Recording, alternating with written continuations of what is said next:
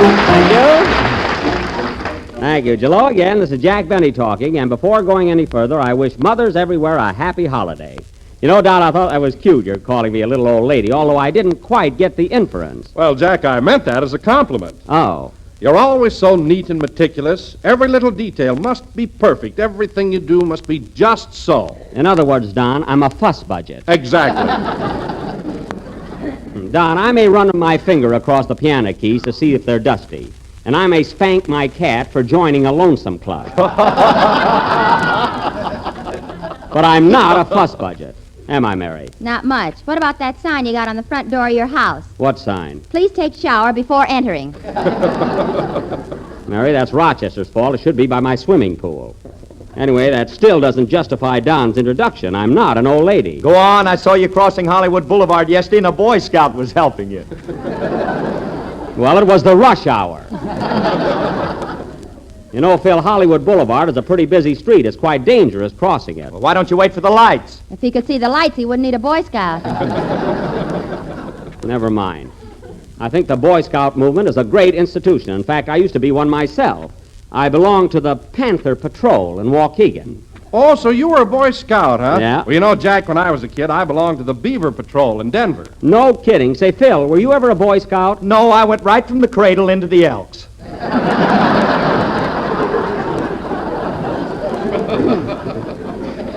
I believe you.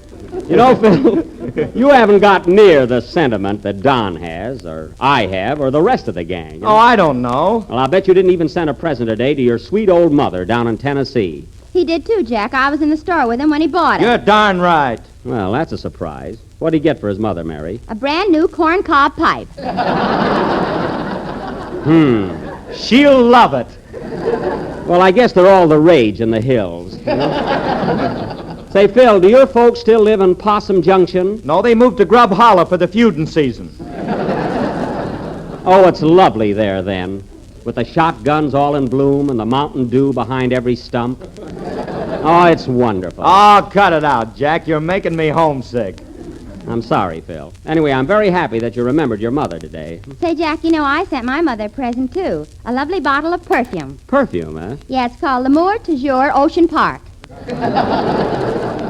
Oh. Phil says it's great stuff. Phil, what's he got to do with it? His guitar player makes it. Oh, he does. You know, Phil, you've got the only musicians in the world that could go into some other business tomorrow, and I wish they would.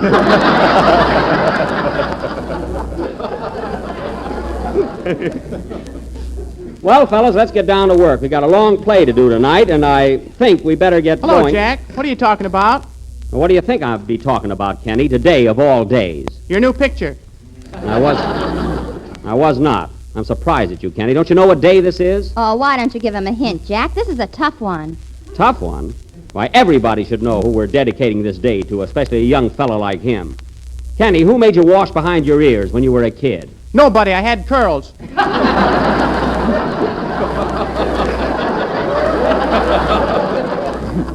There you are. Look, Kenny, it's somebody's day today. Now, who do you go to when you're in trouble and everybody else has failed you? Who do you go to? Oh, I know. Mervyn Leroy.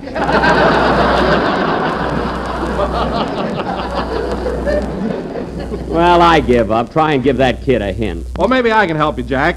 Now, Kenny, when you want a real tempting and delicious dessert, who goes to the kitchen and prepares a dish of Jell-O for you? My mother, Mrs. J. Hotchkiss Baker.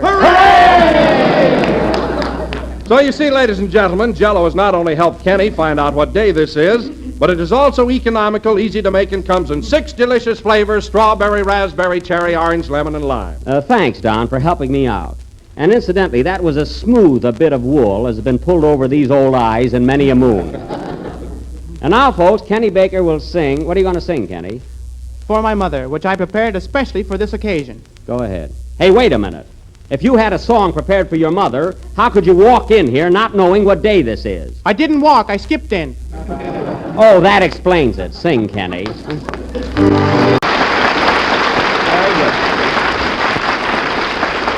That was For My Mother, sung by Kenny Baker. That was a beautiful number, Kenny, and a sweet thought. And now, ladies and gentlemen, as we announced last week, for our feature attraction tonight and our bid for the Academy Award, we bring you our version of Mr. Pandro S. Berman's great RKO Super Spectacle, a drama based on that immortal classic, an inspiring masterpiece dedicated to that brave and fearless hero, Gunga Din.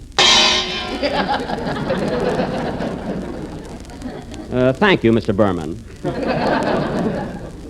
This story is about a boy called Gunga Din who went through life wearing nothing but a loincloth. Say, Jack, what's a loincloth? A loincloth, Kenny, is a sarong with an inferiority complex.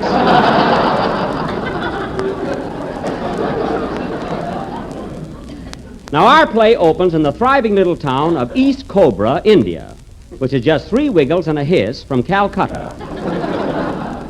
I will play the part of Gunga Din, that heroic young Hindu lad who saved his regiment.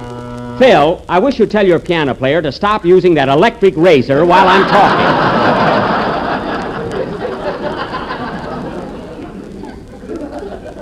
It's very annoying. Well, he needs a shave. Oh, he does? Well, why doesn't he shave at home? He hasn't been home in 3 weeks. Oh. Anyway, I will be that heroic lad who served his regiment at the cost of his life. Mother-in-law's in town. Phil, I'm announcing our play.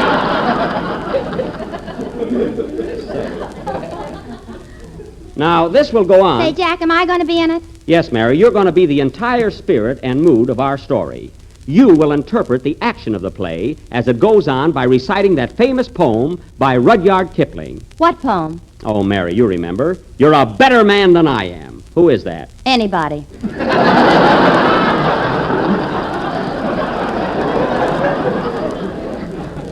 It is not. It's Gunga Din. And you're going to recite it for us. Gee, then I better start writing it. You don't have to write it. It's already written. Kipling wrote it. Wrote what? Hold tight and go back to sleep.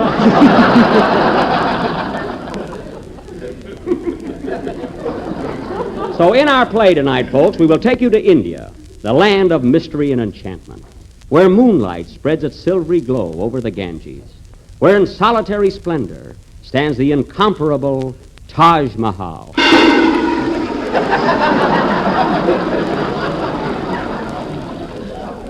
What was that? The piano player just talked himself into a shampoo.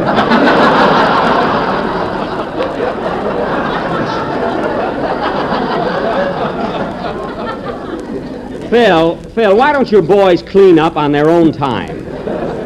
Well, they're busy, Jack. Don't forget we had to rehearse before the program. Rehearse? Oh, yes, I saw your boys here this morning. And, Phil, it would be a grand idea if they rehearsed with their instruments. I think your theory of shadow boxing in music is entirely wrong. Now, where was I? Oh, yes, the time of our drama is the year 1900, or thereabouts. Oh, Jack, have you got a part for me in this play? Well, Don, I didn't know just what to do with you. We need animals, but you're too small for an elephant and too big for a mongoose. It's quite a problem. Gee, I'd love to be in it. Couldn't I be a hippopotamus? Well, Don, you're hippie enough, and you certainly have a large potamus.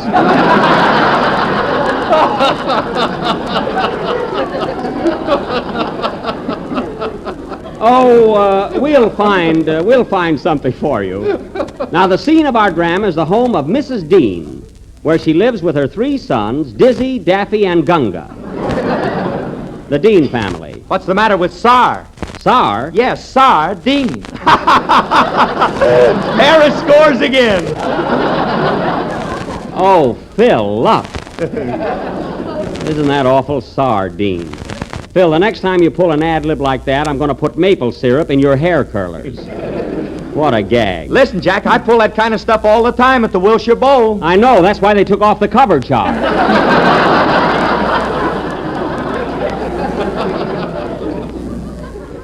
Mary, did you ever go to the bowl and hear Phil pull those gags of his? Yeah, the waiters all wear earmuffs. Well, I don't blame him. The customers ought to wear earmuffs, too. And now, folks... Is it cold in there? Oh, quiet.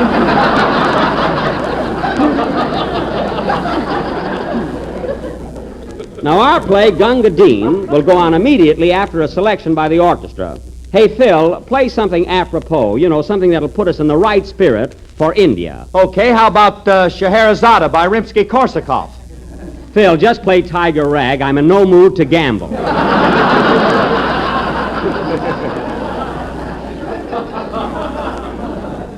Look who wants to play Scheherazade by Rimsky-Korsakov. Well, he certainly surprised me. Surprised you, I didn't even play it. No, but he pronounced it. It was quite a feat. I bet he doesn't even know the first 8 bars of it. I don't, eh? Get this, Jackson. Scheherazade, Scheherazade, Zada, Zada, Zing, zing, zing.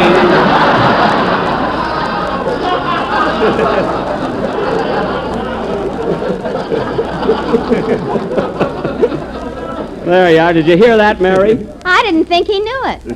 No. Let's forget it. Anyway, Phil, go ahead with whatever you're going to play. Okay. Hold it a minute. Hello? Hello, Mr. Benny, this is Rochester. Rochester, we're just starting our play, so call me back later. I won't be here later. Oh, what's the matter now? Is it Carmichael again? Boss, I don't mind making your bed and pressing your pants, but when you expect me to teach that polar bear to roller skate, I quit. Well, you gotta teach him to skate. I'm going to be off the air this summer, and that's part of our vaudeville act. Benny and Carmichael, humor on wheels. Now, look, Rochester, it's very simple. The first step with Carmichael is to strap the skates on him. Uh-huh. The second step is to give him a little push. Uh-huh. And the third step Is to get out of town before it's too late. Oh, Rochester, what's the matter with you? Carmichael is very good at tricks. You taught him to bring in the mail, didn't you? Yeah, but this morning he brought in the mailman. The mailman? I refuse to believe it. Wait till you see the newsreel. Well, I'll apologize to Mr. Jensen when I see him. I'll be home right after the broadcast, Rochester. So long. Goodbye. Oh, say, boss, I forgot to tell you, Carmichael's been after the goldfish again. I caught him this morning with his paws in the bowl. And he was after the goldfish? He wasn't waiting for a manicure.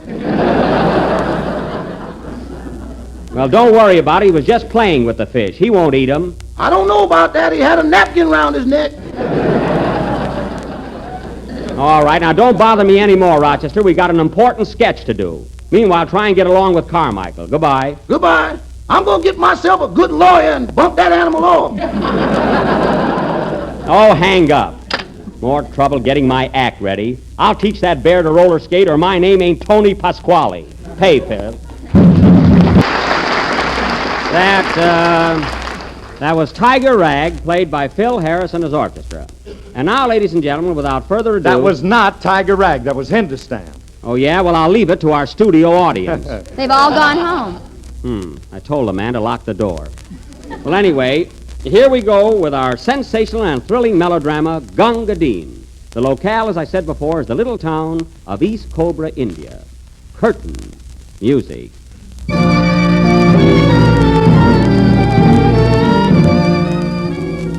Take it, Mary.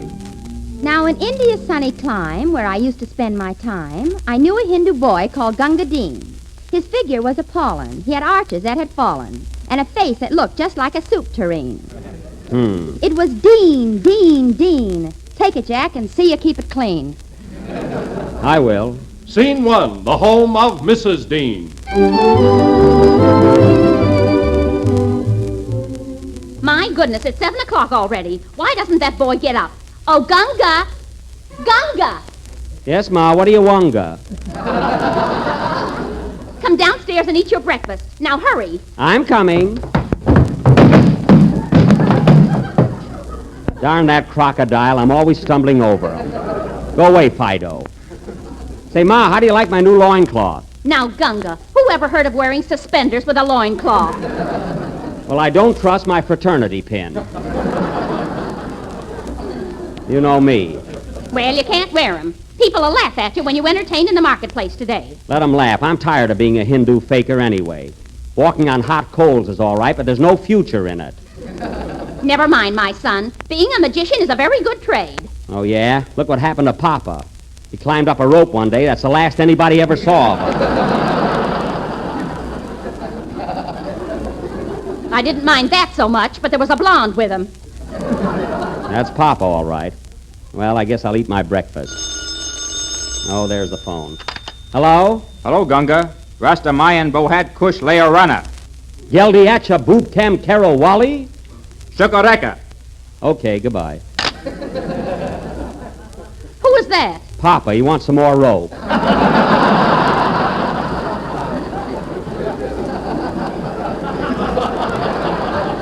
I'll bring it to him later.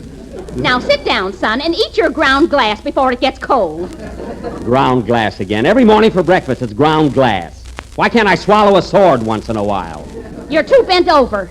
Well, I could straighten up for a nice, juicy sword. Oh, stop complaining. What's the matter with you anyway? You might as well know it, Ma. I'm not going to be a magician any longer. I'm going to join the Army. The Army? Yes, I enlisted yesterday in the Bengal Lancers. Why, Gunga, how can you get in the Army? You've got flat feet and your chest is a little floy, too. Well, I don't have to be strong. I'm going to be a bugler. I bought a horn the other day. Listen to this.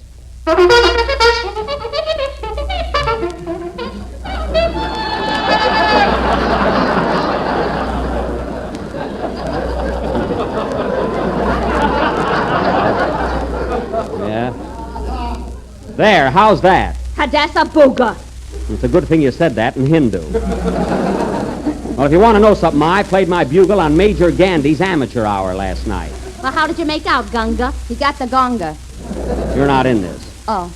Well, Ma, I'm leaving now. I'm off to join the regiment. And someday you're going to be proud of me. So long, Ma. So long, Gunga.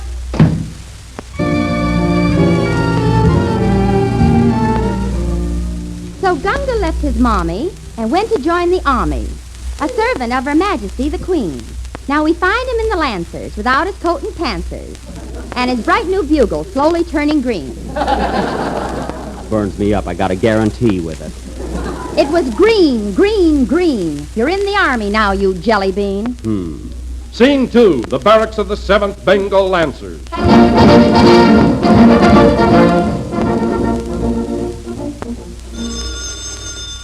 7th Lancers, Captain Harris speaking. Hello, Harris. This is Major Wilson. What's on your mind, Mage? Now, look here, Harris.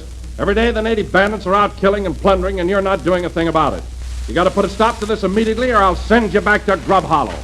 Well, tell me, Mage, where'll I find them bandits? Well, somebody may be listening, so I'll give it to you in code now. Take this guy. Okay. Strawberry, raspberry, cherry. Big red letters.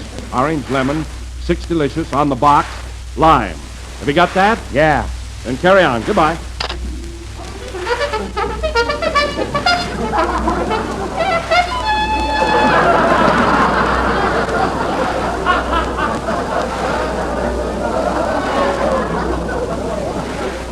Hey, Dean! Dean!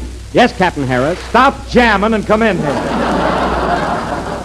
Okay. I want to see you too, Private Baker. Aye, aye, sir. And don't say aye, aye. You're not in the Navy, you know. Well, then why am I wearing a sailor suit? Because you're just gobs of fun. Oh, Gunga! Well, I can't help it. Corn is catching. Why'd you send for us, Captain? Now listen, boys. The Mage just gave me a buzz, and he was hotter than a torch. He said them bandits are jiving again. Jiving? Yeah, and they've been cutting a rug once too often. Well, gee, Cap, can't we get him in the groove? Nah, they're half, bud. But if we can get them on the downbeat, they'll take it on the lam, and we'll be right back on the beam. I don't even understand that, and I'm a Hindu. What are you getting at, Captain? Just this, Gunga. I want you and Baker to cross the desert, go up in the mountains, and see if you can locate the hideout of the bandits. Yes, sir. And remember, fellas, if you succeed, I'll give you a medal. Just like the one I'm wearing right here. Oh, boy. Fine medal. Gene Autry Fan Club. Well, all right, Captain. We'll go now. Come on, Baker. We got to cross that desert. Okay, you take the high road and I'll take the bus. We got to travel together and on foot. Follow me, Baker, and we'll find the hideout of those bandits or perish in the attempt. So long, Captain. So long, suckers.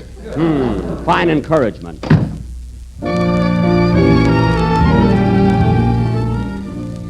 So Gunga left with Baker. Gosh, how their feet will ache on that hot and burning sand so far away. I'll bet you that their bunions will be crying just like onions before they reach the bandits' hideaway. Oh, I'll make it. For it's Dean, Dean, Dean, with buzzards flying high above your beam. With your courage and your daring and that smile you're always wearing, you're a better man than I am, Bobby Breen. What? It was Breen, Breen, Breen. That's enough. Scene 3, the desert, 5 days later.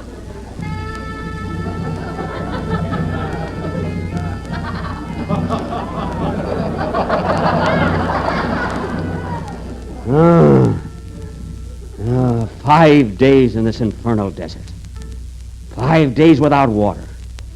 5 long, blistering days. It's pretty hot at night, too.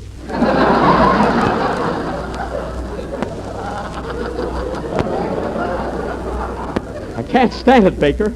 I'm going crazy. Crazy, I tell you. I'm going mad. Me, too. Water. Water. Here, have some of my potato chips.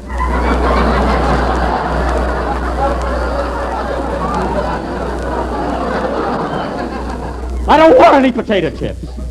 My throat is parched. I want water. Water, I tell you, water. I don't think I can go on much longer. Hey, Gunga, our troubles are over. Look at that sign. Where? Right there. Palm Springs, 9,000 miles.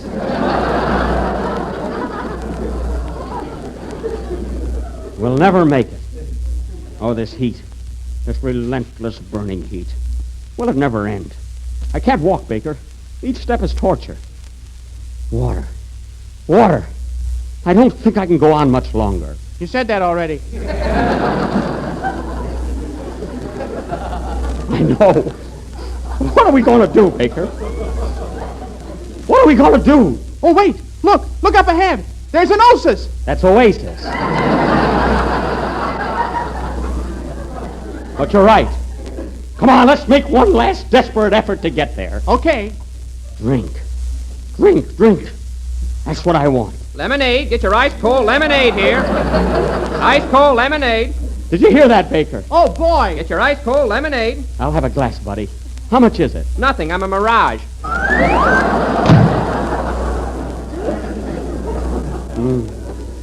It's the first mirage I ever saw with a door. Let's stagger on, Baker. Look at those buzzards circling overhead. They're waiting for us, Baker. They're waiting for us, I tell you. Yes, but they'll never get us. Come on, Gunga, keep your chin up.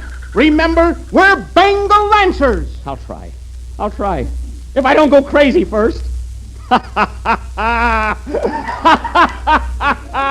You see, Baker, I'm going mad. Me too.